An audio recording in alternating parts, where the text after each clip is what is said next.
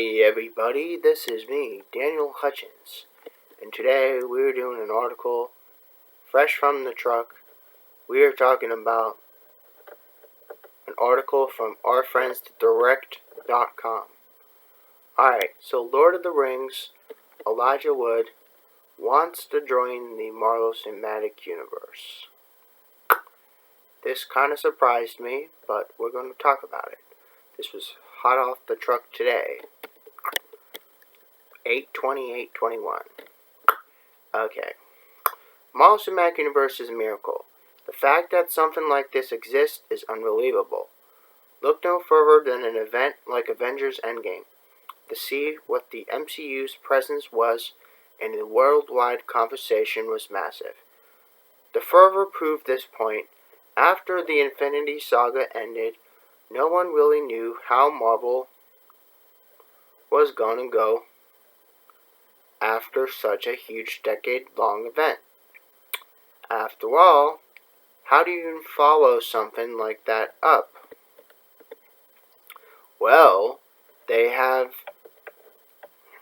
as their output is quadrupling, with upwards of 10 different projects released yearly. Now, there are a lot of new shows and films, all of which need actors to take roles of even more iconic characters. It appears one well-known actor has an interest in the MCU. While this may have nothing to do with the upcoming Shang-Chi and Legend of Ten Rings, which I'm probably not going to see that till a lot later, there is one gold ring that he's familiar with. Okay, now the internet is being fucking stupid. So, okay, bear with me. What the fuck? Elijah Wood shows interest. Okay, so in a conversation with Entertainment Online, Elijah Wood voiced his desire to join the worldwide phenomenon that we know as the Marvel Cinematic Universe. First, though, Wood clarifies that any role in the Star Wars universe would be precedent because he's a huge Star Wars fan. But I think that that's just inherently fun. I haven't had a chance to play in a giant sandbox in a while. Star Wars gets precedent because I'm a huge Star Wars fan. So more of that, certainly in the live-action spheres, would be awesome. When it comes to Marvel films, the actor states that whether you like superhero movies or not, they are inherently fun. But working on a Marvel film, there's obviously a whole conversation that happens, certainly with films, Twitter, about sort of cinematic relevance of Marvel. Is it cinema? All this sort of shit? And whether you like superhero movies or not, they are inherently fun, and those movies are extremely well made. Now, the last time we saw Elijah Wood was in the big franchise setting, or something akin to a large sandbox, was the Lord of the Rings trilogy. According to Wood, it'd be totally awesome to jump back in. Okay, so will the Marvel Cinematic Universe get Wood? Okay, so Elijah Wood is a fantastic actor, and the MCU would be all the better with his involvement.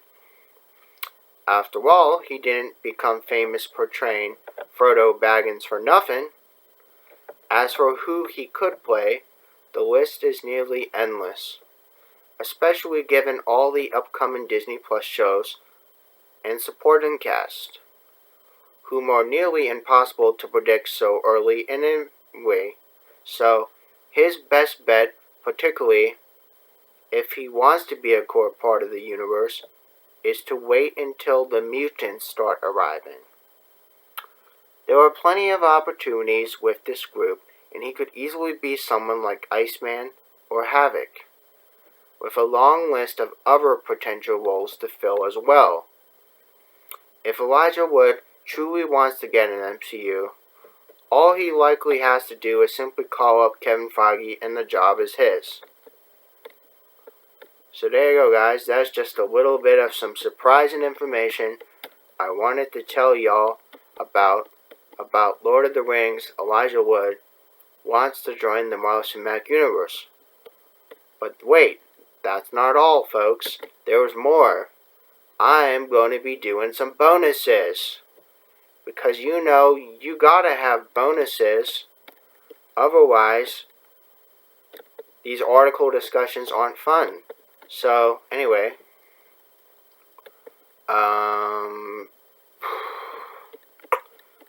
So yeah. Now we're talking about Spider-Man again. If this loads. Yes, Spider-Man from yesterday, 8/27/21. Spider-Man 3 No Way Home trailer sneaks Tobey Maguire's Green Goblin location from the new trailers. Okay, you guys probably already know, the trailer has over 300 million views. Just on the first day of its premiere. But anyway, Spider-Man No Way Home has been all MCU fans have been wanting to talk about for the last few months.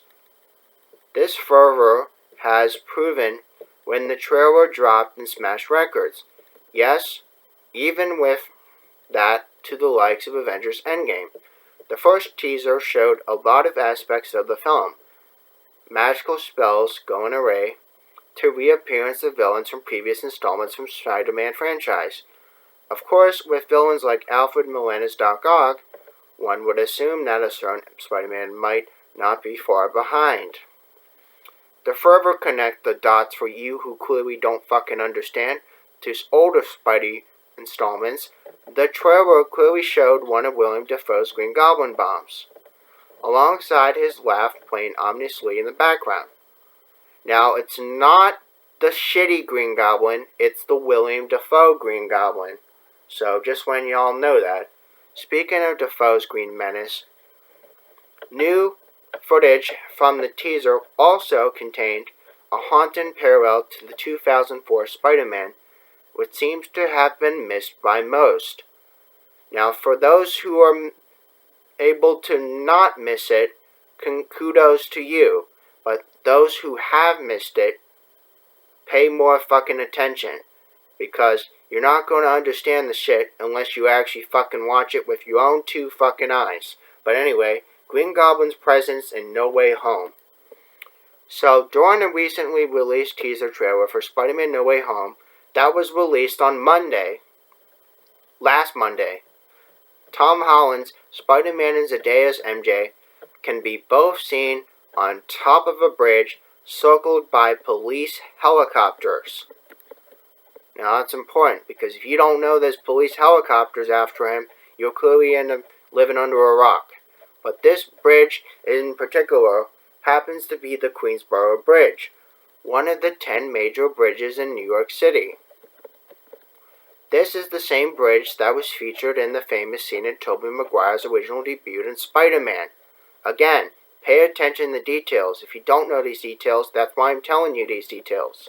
But anyway, the scene in question is the classic dilemma that William Dafoe's Green Goblin, again, William Dafoe's Green Goblin, not the shitty Green Goblin from Amazing Spider-Man, but presents the web swinger, saves a bunch of innocent citizens on the love of his life. Okay, so could fans see a different MJ in the same Green Goblin hands when the film drops this December? Well, that's a good fucking question. We're going to be talking more about that. So Green Goblin is back in MCU. Many were obviously excited by Alfred Molina's money shot at the end of the trailer saying, "Hello, Peter." But something more about William Dafoe's Goblin return is even more exciting. Now, the fact that Marvel felt keen on including this homage was potentially the ominous sign of bad things to come for Zendaya's MJ. Because who knows, she could be fucking dropped off a bridge. But this lends even more credence to what is shaping up to be the worst kept secret of the decade. Tobey Maguire and Andrew Garfield seem to have MCU debuts in the future, but at this point there will be far more disappointment if they end up making an appearance at all. Now get that through your thick fucking skull, because we don't know for sure if they're going to make their debuts.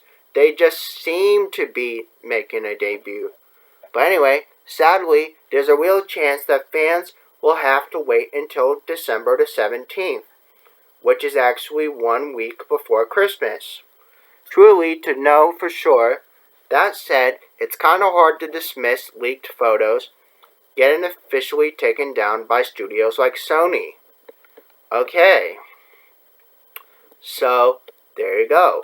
There is some information about how to clear things up with Green Goblin. Next, we are going to do another bonus. Because hell, why not? Gotta clear this all up to you guys. So like I said, alright. Now, we are going to be talking about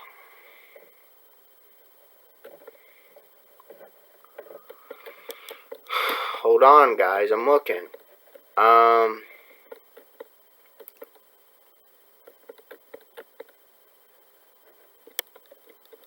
Okay. This is something else that I want to clear up to you. This is so hot in the universe. This was from 8/26/21.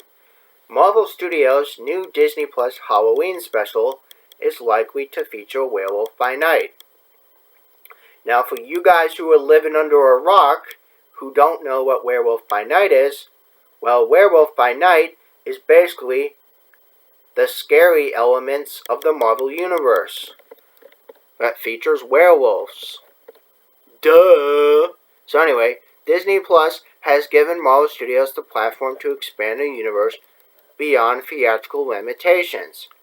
Now, just in the first half of this calendar year alone, the Marvel Cinematic Universe has produced 18 hours of live-action television. Now, if you guys don't pay attention to that stuff, you are living under a rock again, because you need to pay attention to small details, even the slightest details like this. But given the solo spotlight to previously supporting characters like Elizabeth Olsen's Wanda Maximoff, aka Scarlet Witch, or should I say Scarlet Bitch, and Anthony Mackie's Sam Wilson, aka the Falcon, aka the new Captain America. For you who are still living under a rock, he did become Captain America and Falcon the Soldier, but we're not talking about that. The streaming service has also birthed hype packages for upcoming projects within the universe with Marvel Studios Legends and Marvel Studios Assembled. Now those tie in with all the projects Marvel Studios will ever make on Disney Plus. Again, beyond shows and documentaries, Marvel Studios has plans to bring one of their live-action specials to Disney Plus. This past December, on Disney Investor Day, Kevin Foggy announced the Guardians of the Galaxy Holiday Special, which isn't supposed to come until not this Christmas, but next Christmas. So this holiday special is first of its kind, but it won't be the last. So Marvel Studios has a Halloween special this year. Alright? Halloween special. So the Marvel Cinematic Universe is getting spooky. Well, no shit, we know they're getting spooky. But anyway, as reported by The Wrap, Marvel Studios is casting an Untitled Halloween special set to air on Disney Plus likely in the nearby future. But the studio is eyeing a Latino male in his 30s to star in the special. Don't ask me why a Latino male, that's just who they want. But production on the project looks to begin in 2022. But there are no concrete details on which character they are casting for or which MCU heroes will be involved. But individuals with the fucking knowledge who know these things about the project believe it will center around Werewolf by Night. This would line up with reports from earlier this summer, which has Disney Plus developing a project on the Werewolf by Night character. The year of spooky Marvel Studios. Okay, so 2022 is shaping up to be a scary year for the Marvel Cinematic Universe. Okay, so Doctor Strange in the Multiverse of Madness is said to be going for the horror show vibe. Because originally their idea was to go scary. So, well, the very nature of Oscar Isaac's Moon Knight breeds frightening moments as well. They mix in with a full-fledged Halloween special, and it's clear Marvel Studios is getting a spook all year round. So it's unclear how long this project will be, but it operates like any other traditional specials. It'll be a one-off episode, considering Elizabeth Olsen has got 9 installments to flesh out Wanda Maximoff. This appears a bit short for whoever steps into the Werewolf by Night role. That is under the assumptions that the Halloween special is the first time fans will get to meet Jack Russell's Howling alter ego on the page. Werewolf by Night features prominently in Moon Knight comics. Again, Moon Knight is going to be a show. Duh! So, comics notably seek an asylum with Mark Spector after ending up on a devil-worshipping cult. Mephisto is confirmed. Alright, so Moon Knight crossover potential. In all seriousness, this could set the stage for Werewolf by Night to debut from Moon Knight ahead of the Halloween special. Ethan Hawke, who plays the show's antagonist, has mentioned he's taken inspiration from the infamous cult leader David Koresh for his currently unnamed role. If Hawke's character has connections with the cult after Werewolf by Night in the comics, there is a natural liaison to work the character into the Moon Knight show. With the 6-episode Oscar Isaac-led series rumored to drop in the first half of 2022, a Werewolf by Night Halloween special fits nicely in the back end and what promises the most crowded calendar year in MCU history. Because of, you guessed it, the corona fucking virus. Yep. So the Untitled Marvel Studios Halloween special is currently seeking an early 2022 production start date. So there you go. There's some information about the new Halloween special that's going to come out supposedly sometime in 2022. Next, we are going in to find some more Marvel information, because there is so much information. Okay, so anyway, I'm just trying to find some more stuff, y'all, just to clear up your guys' heads. Alright, so we are looking.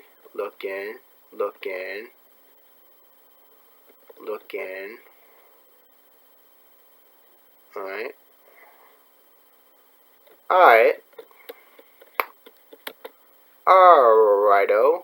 So, Marvel has reported that they made a list of racist stereotypes for Shang-Chi's movie to destroy. Okay. This was also from 8/26/21. So, Shang-Chi and the Legend 10 Rings is set to make history as the first MCU film showcasing an Asian superhero lead.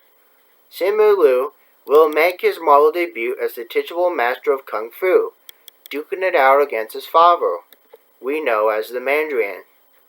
Aside from featuring 2 Asian actors in the forefront, Shang-Chi will also showcase a stacked Asian ensemble that includes the likes of some of his other friends.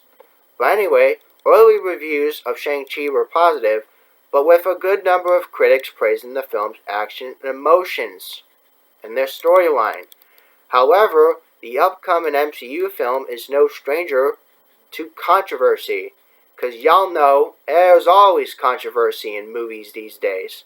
So one good example of the titular hero's connection was, despite the fact that the character will not be in the film, reports have emerged that this is one of the reasons why Shang-Chi will not be released in China, because China is boycotting Disney and boycotting Marvel. So, duh, get that through your fucking thick head.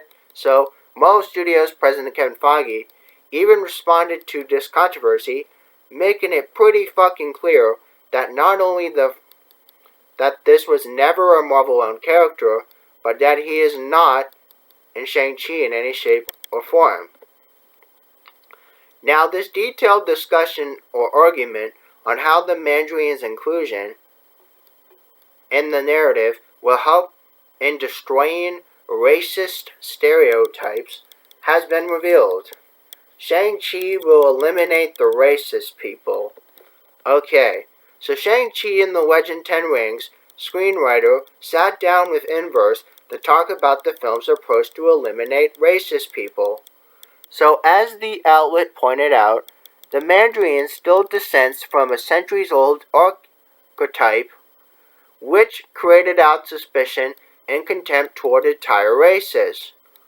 That said, Callahan revealed that he wanted to change these perceptions through Shang-Chi. While citing the history of Asian representation in the media, the Marvel writer pointed out that the community has long been the butt of jokes and stereotypes that are damaging what is very among us, and it is not nothing. It's way easier to be violent or hateful to someone you don't see the same as with you. And the history of Asian representation in media is not just what we've been invisible for the whole long time, it's beyond that. We're the butt of jokes and stereotypes that are damaging. It's not nothing. So Callahan then shared that they wanted to change that stuff, noting the filmmakers behind Phase 4 entry had a physical list of things we are going to destroy. In the pages of Marvel Comics, Shang-Chi's father, who's a character who's a genius and master sorcerer, however, Marvel Studios opted to use the Mandarin instead. Okay, now there's this big ass picture down here on below the article, The Master of Kung Fu, The Return of Manchu. Okay, so Callahan shed some light on a subject, revealing that Fu Manchu was irrelevant during the pre-production phase of Shang-Chi. He's gone through a couple of iterations, and ones we found most problematic tended toward the Yellow Peril. The Yellow Peril is simply that the MCU writer cited and spawned from the original books where Manchu was first introduced, which is a racist fear for Asian cultures threatened Western civilization, while Marvel Comics eventually renamed Fu Manchu the Zhangju. Callahan took note that the fact that this ghost of a character still lingers in the new version, like his goatee, long hair, and Eastern sorcery. As a result, the tradition to the Mandarin created the Wenwu list of stereotypes that Shang-Chi crew wanted to explode. It became the Wenwu list, the stereotypes we wanted to explode.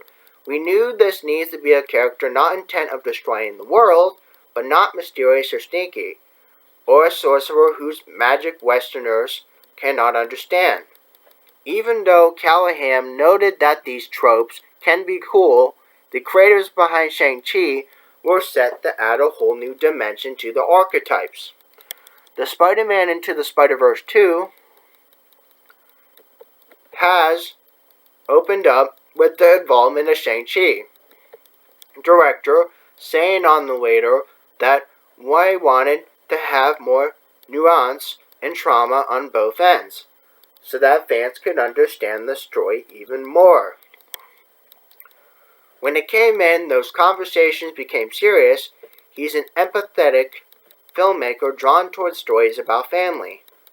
He wanted to have more nuisance and trauma of both ends you could understand and relate with.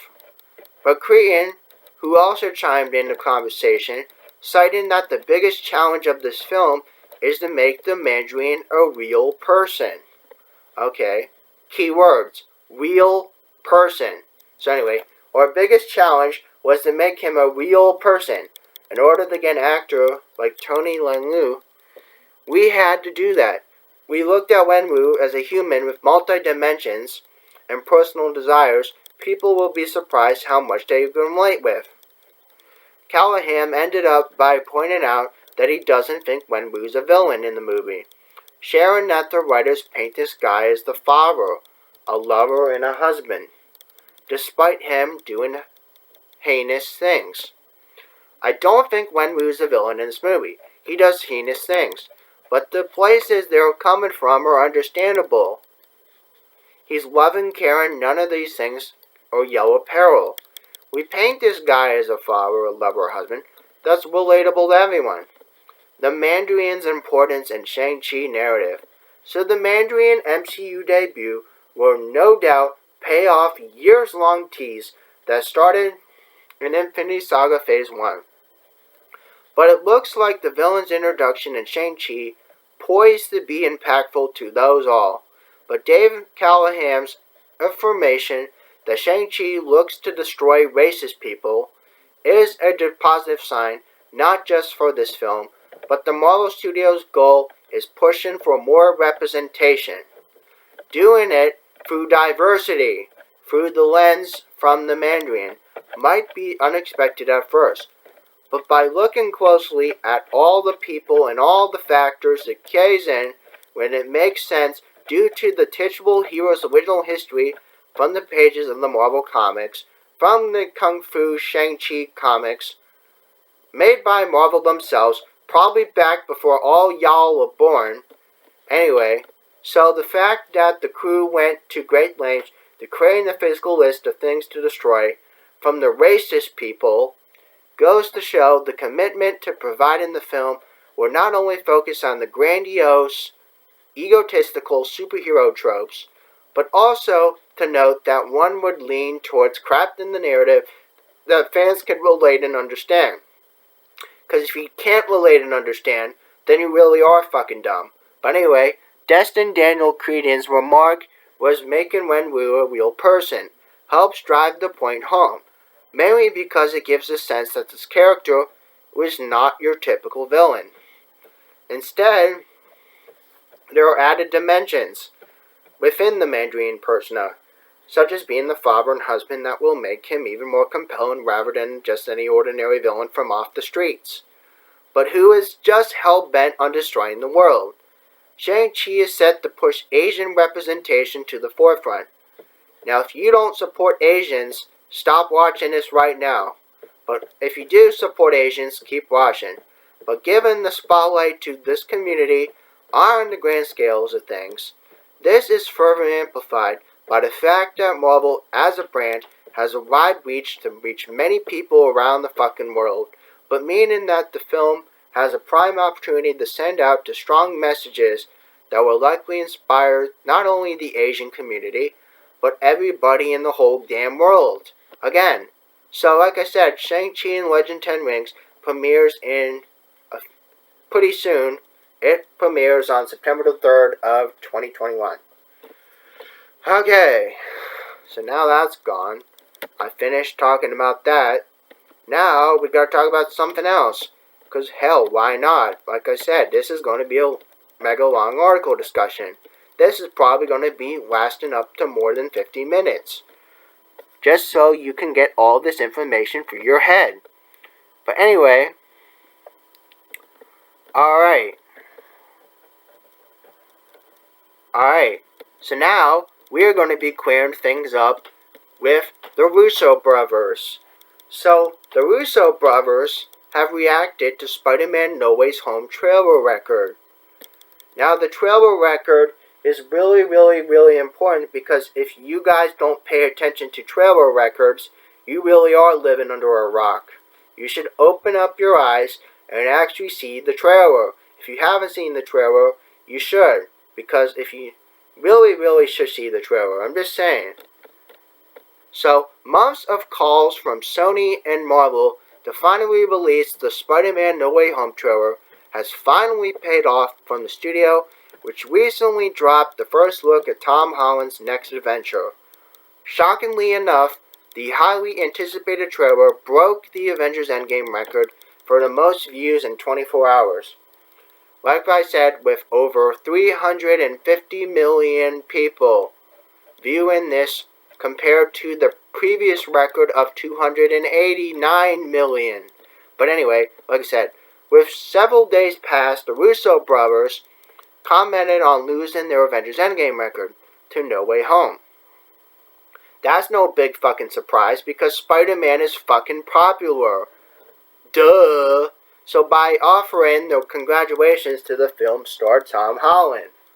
So now, the Russo brothers congratulate the Spider-Man actor. Okay, so Russo brothers recently took to Instagram to congratulate Spider-Man's No Way Home star Tom Holland on breaking the 24-hour trailer view record previously set by their blockbuster team-up. But the Marvel directing duo cleverly referenced the film's title as they exclaimed, "More like bringing it home," telling Holland he is kicking ass and taking down names. But anyway, so will the Russos ever return to Marvel? Well, that's a good fucking question. Because for you who are real die-hard Marvel fans, you should know when the Russo brothers are going to return. But I'm going to be talking about why or if they should return.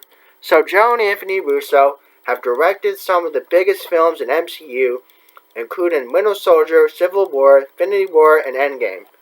Based on this, Marvel Studios will certainly, without a doubt, want them to have another project in the next available open window. But as of now, the directors appear to have taken a step back from the franchise in Phase 4. It ushers in a whole new era of Marvel movies. The Russo brothers share their interest in returning to the MCU whenever the right project comes. But when that comes, that will be told later. But what that could be is another question altogether. So one would naturally assume the inevitable Avengers 5 will be a perfect project to bring the Russo brothers back. Because like I said, there are so many famous brothers out there. So like I said, Russo brothers, they definitely know how to deliver things. But it may be the time to offer another filmmaker the crack at the MCU's biggest franchise. Alright, so with Marvel Studios looking to resurrect the Captain America franchise with a fourth film by Anthony Mackie on the way, maybe a return to the MCU roots could be the cards for the Russo brothers.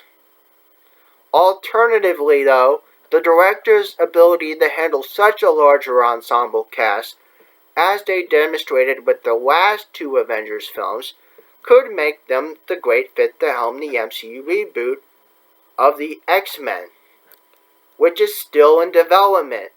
So could Spider-Man break more Endgame records?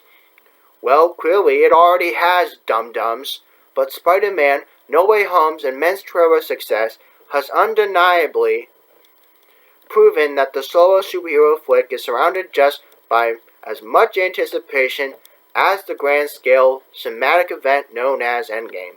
But anyway, during any normal time, the Spider-Man sequel would probably have the potential to gross near $2 billion at the box office. Granted, even with the pre-pandemic times, it would be unlikely to come close to Endgame's $2.8 billion total. But it could still land up there in the highest grossing films of all time. However, with the goddamn COVID-19 pandemic bound to hinder the No Way Home's box office success, drastically probably leaving it close to $1 billion mark, depending on how this Delta variant shit develops in months to come, Tom Holland's latest solo epic will almost certainly be the biggest film since the pandemic even fucking started. But Spider-Man No Way Home is supposed to again hit theaters on December 17th, 1 week before Christmas. Anyway, so there you go. That is all your information you're going to get about the Russo brothers and are they going to return to the Marvel Cinematic Universe and when you might expect them to return to the Marvel Cinematic Universe. Alright, now we're switching gears. So we're switching from Marvel to Star Wars. Okay. So now we are going to be talking about Star Wars. Yep.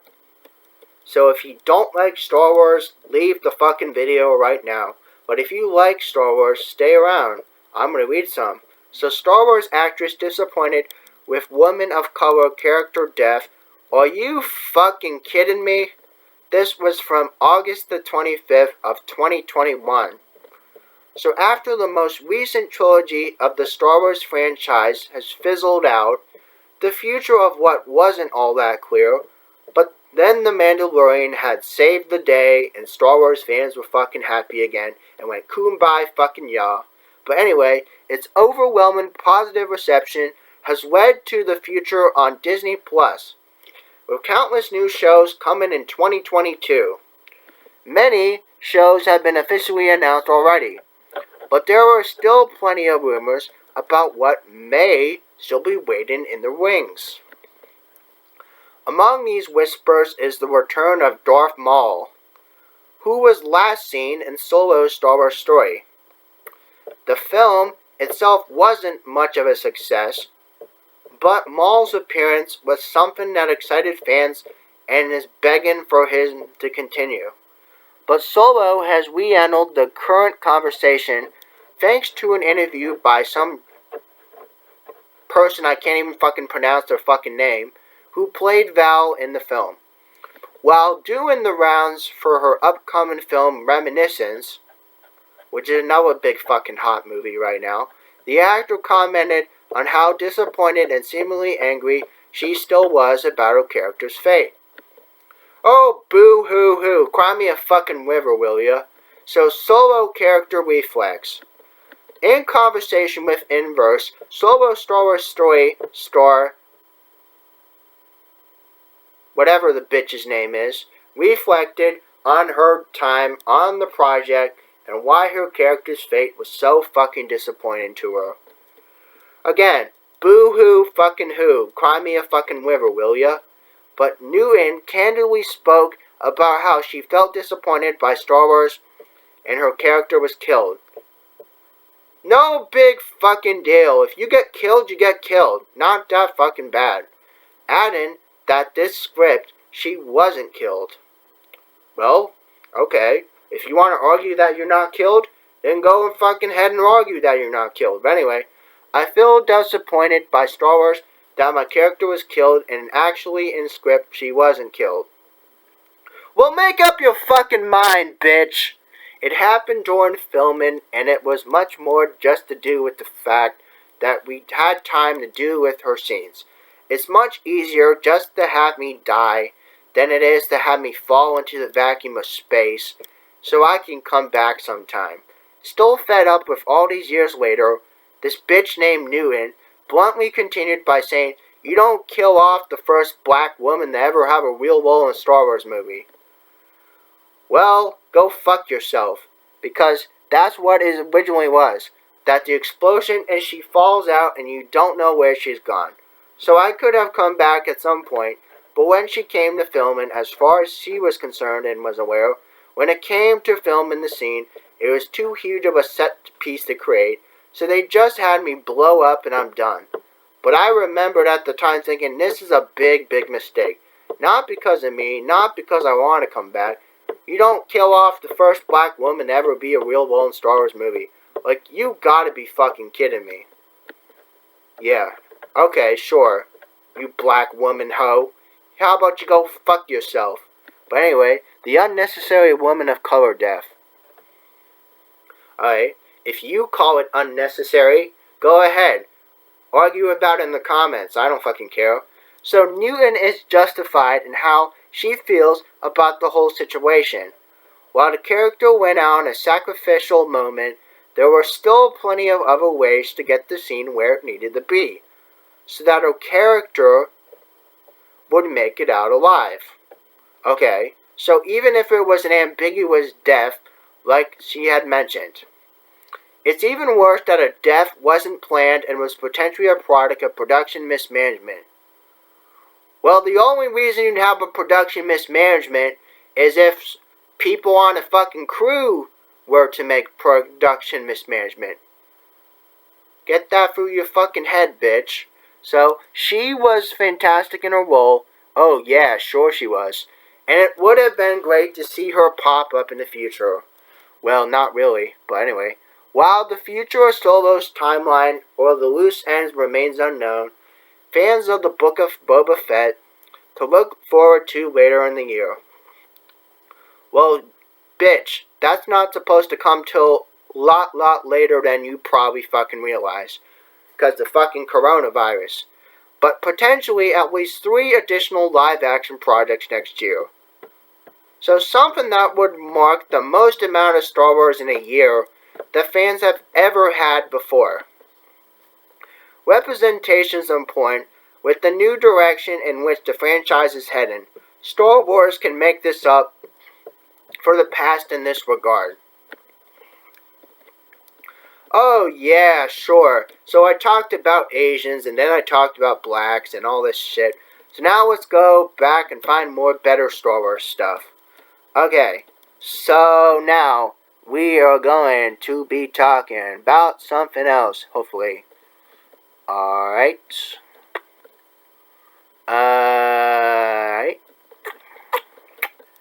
We just gotta fucking find someone.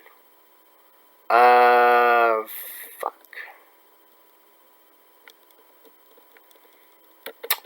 Okay, Kevin Foggy confirms Han Solo's absence from the Star Wars movie. This was from 8/24/21. Okay, so there's still quite a bit of time till the next Star Wars theatrical film releases by Patty fucking Jenkins. Rogue Squadron slated for Christmas of 2023. 2023! The fuck? 2023 is a fucking long time. But anyways, but always in the motion to the future, Star Wars projects take years to develop. And though it isn't quite certain when this movie is scheduled to premiere, well, we just said, it's slated for Christmas 2023, you dumbass. But Marvel Studios President Kevin Foggy has been hard at work on this film set in a galaxy far, far away. Okay. So, impressed by the work in Loki, Disney signed screenwriter Michael Waldron to a massive contract, and Foggy had tapped him to pen the Star Wars project. Like Foggy, Waldron has cited the original Star Wars films as major inspirations for his work in films and television, creating a dream scenario for 2 die-hard fans to play in the favorite toy box. Because of the extended time until release, absolutely nothing is known about the era in which this film takes place, or which characters may be involved. However, the brains of this operation has shed some light on who won't make an appearance. Han Solo! Duh! Han Solo is not involved in Foggy's Star Wars film. Okay, so interviews with Collider, who is another friend of ours that we do video article discussions from. You subscribers out there on my channel, you guys know I talk about Collider sometimes. Marvel Studios President Kevin Foggy gave a brief update on the status of Star Wars films he's producing. In the works, in progress. When pressed on the kind of film the project will be, Foggy stated it will not be about Han Solo. It's not about Han Solo. Han Solo is not in it at all. No show from Solo. It appears Han Solo's next outing on the Solo screen will have to wait. While the question didn't seem to be inquiring about the whole Solo sequel, but rather a theatrical experience as opposed to joint release with Disney+. Foggy went ahead and put the subject to bed anyway. So the sequel to Solo would seem logical at some point, in some way or another. There's already one in the way in the form of a Lando Calrissian Disney Plus series. Now, the film was a major box office failure, but by and large, it's been well received by fans, and has enormous potential for continued adventures starring Han and Chewie. 'Cause you know Han and Chewie, they'd be like peanut butter and fucking jelly. They're like super duper tight. They've been tight since the originals. So anyway, as for Foggy's film, it could really be about anything. But unlike the MCU, Lucasfilm doesn't follow much of a linear structure and content when it comes pushed out. There are current projects in the New High Republic era, tales set 200 years later during the reign of the Empire, and everything going in the Mandalorian corner in the galaxy. Okay, so things could go beyond the time frame of the Skywalker saga. Rogue Squadron could possibly take the place after Rise of Skywalker. There is obviously a long way to go until Foggy's Star Wars film rolls cameras and eventually hits theaters. In all likelihood, in all honesty, this film will be a 2027 release, currently on Disney's slate. Though it could always be a push up or down, dependent on development process. Exciting times await for Star Wars fans galaxy-wide as riveting new tales promise to expand the beloved universe. While it will be some time till details about Foggy's film are unearthed, there is a plethora of stories down the pipeline to hold everyone over until this movie happens. So there you go, guys. That is some information about Kevin Foggy confirming that Han Solo is not in the movie, in the new Star Wars. So, time check, we are 46 minutes. We are going to be doing another article about Star Wars. And then we're going to wrap this up. We just got to find one good, strong article, and then we're going to wrap it up. Okay. Alright. Hold on.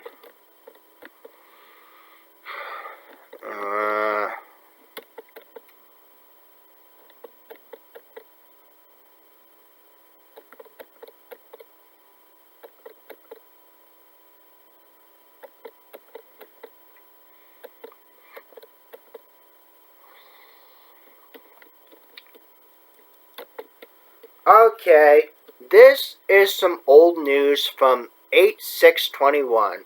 So okay, Star Wars just destroyed the major location in Bad Batch series finale. Okay, so warning, there are spoilers. Much of the appeal to Star Wars The Bad Batch, Lucasfilm Animation, latest animated series, this is where it belongs on the Star Wars timeline. Star Wars content through the decades has shown the end of the Republic, the fall of the Empire, and even beyond. However, this critical period between Order 66 and Galactic Empire is at its peak and has remained unexplored until The Bad Batch.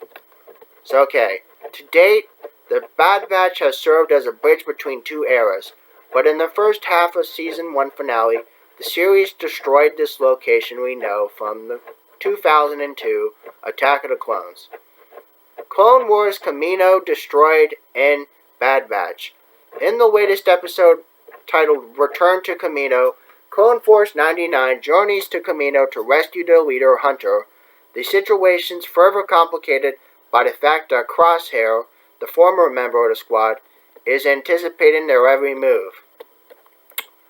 Audiences are shown corners of Kamino never before seen on screen thanks to Omega's knowledge of facilities and secrets. But still, the city is but a shell of its former self. There are no clones or Kaminians in sight, only just new TK stormtroopers, and of course Crosshair. Still, the clones revisit locations on Kamino featured prominently in Star Wars The Clone Wars and early episodes of The Bad Batch. But in fact, much of the action between Clone Force 99 and Crosshair occurs in Kaminian training room. This is where audiences saw clones train combat in Clone Wars, including Fives, who was first revealed the existence of Inhibitor Trip as well as Clone Force 99 own member Echo. The training room is also where Clone Force 99 demonstrated their skills to Grand Moff Tarkin at the start of this season. It's only fitting that this is where Hunter and Crosshair only confront their opposing ideologies and the freedom of choice. It's also where they learn 3 Venators have been ordered to destroy the city.